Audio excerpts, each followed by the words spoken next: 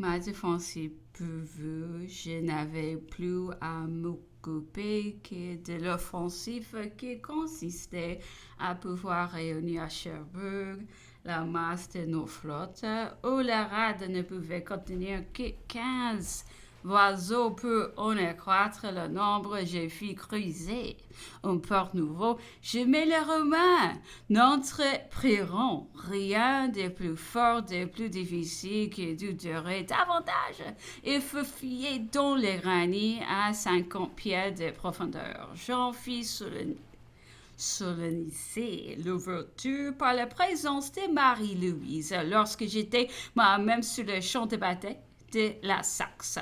J'obtenais de la sorte la place pour 25 vaseaux de plus. Ce n'était point assez encore aussi compté-je m'entendre bien autrement.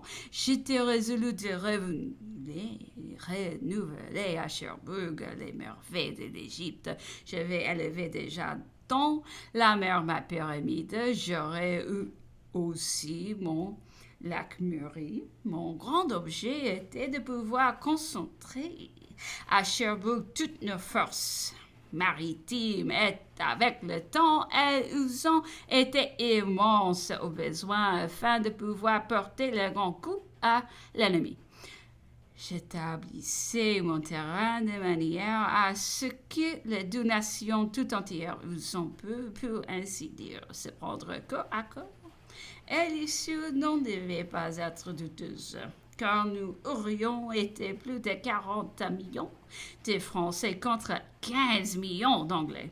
J'eusse terminé par une bataille tactique. Et puisque voulais-je d'Angleterre, sa destruction, nous sans doute, je ne lui ai demandé que le terme d'une usurpation intolérable, la jouissance des droits imprescriptibles et sacrés, le franchissement, la liberté des mers, l'indépendance, l'honneur des pavillons. J'ai parlé au nom de tout et peu tout. Et je les ai obtenus des grés ou des forces. Je veux peu, moi, la puissance, le bon droit, le vœu des nations. J'ai des raisons de croire que l'empereur, dégoûté des pertes qu'avaient coûté sur mer les tentatives partielles éclairées par une funeste expérience, avait adopté un nouveau système de guerre maritime. Insensiblement, la guerre entre l'Angleterre et la France avait pris la tournure d'une véritable lutte à mort.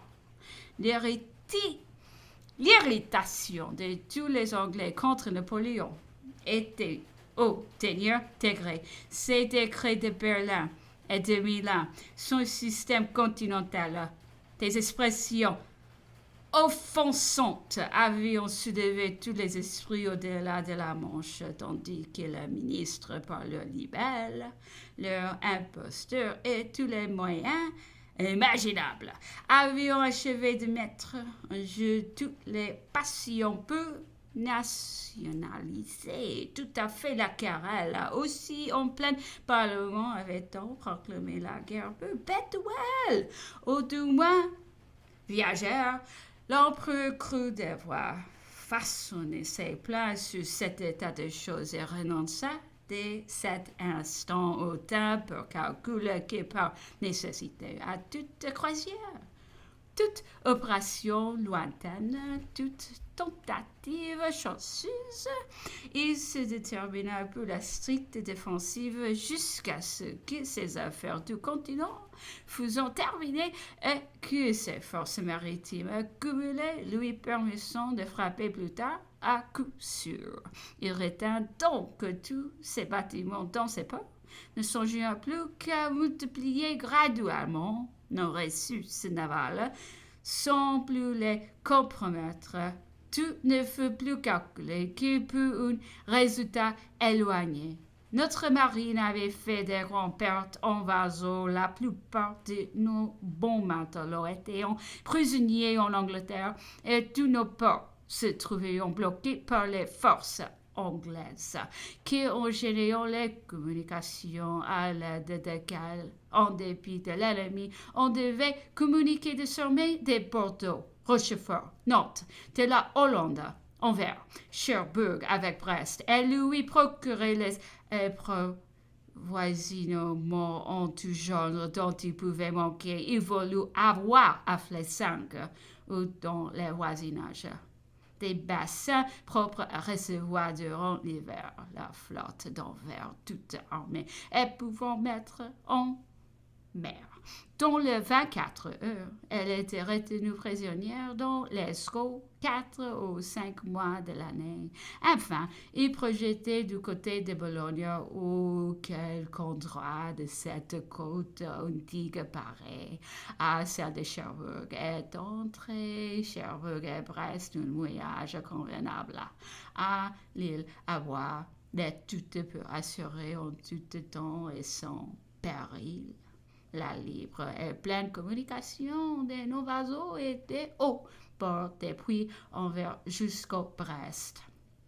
Quand on manque de matelots et aux grandes difficultés d'enfermer, il faut ordonner des pourboires en exerçant chaque jour des jeunes conscrits dans toutes nos radars.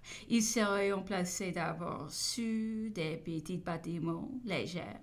Une flottille de ce genre devait même naviguer dans la Zuiderzee. De là, ils seraient renversés sur les gros vaisseaux et remplacés aussitôt par d'autres qui devaient suivre. Les vaisseaux de leur côté avions ordre d'apparaître chaque jour, de multiplier leur exercice de voler autant que l'espèce leur permettrait d'ailleurs même échanger des coups de canon avec l'ennemi pourvu qu'on fût certain de ne pas se trouver engagé. Restait la quantité de la nombre de nos vaisseaux, il était considérable encore malgré toutes nos pertes. Elle en peut calculer pouvoir en construire 20 ou 25 par an. Les équipages sont trouvés en formés au fur et à mesure, si bien qu'au bout de 4 ou 6 ans, il peut compter sur du 100 vaisseaux de ligne ou peut-être sur 300, et cela où était nécessaire au moins de 10 ans. Et qu'était ce temps regard avec la guerre perpétuelle aux viageurs qui nous étaient voués? Cependant, les affaires du continent se seraient terminées, il fut entré tout entière dans notre système. L'empereur eut réuni le plus grand nombre de ses troupes sur nos côtes. Et c'est dans cet état qu'il comptait enfin rendre la lutte décisive. Toutes les ressources respectives des deux nations ont été mises en jeu et nous devions alors, pensait-il, soumettre nos ennemis par la force morale et les étouffer par notre force matérielle. L'empereur projetait pour la marine plusieurs idées d'une partie de sa tactique de guerre. Il établissait sa ligne offensive et défensive du Cap Finistère aux bouches de l'Elbe. Il eut 3 corps d'escadre avec des adjudants en chef, comme il avait des corps armés avec leurs généraux en chef. Celui du centre eut son quartier général à Cherbourg, celui de gauche à Brest et celui de droite à Anvers.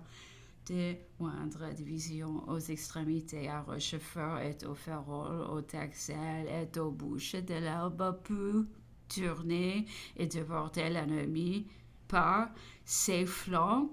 De nombreuses stations intermédiaires unissant tous ces points et leurs amiraux en chef respectifs leur étaient sans cesse qu'en présence à l'aide de télégraphes qui portant la côte.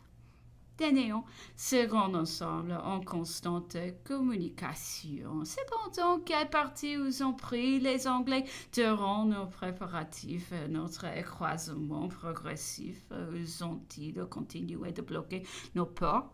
Nous aurions eu la satisfaction de les voir forcer leur croisière nous les aurions amenés à voir sans et sentir ces vaisseaux constamment exposés chaque jour sur nos côtes au hasard de la tempête, au danger des écueils, à toutes les chances des désastres.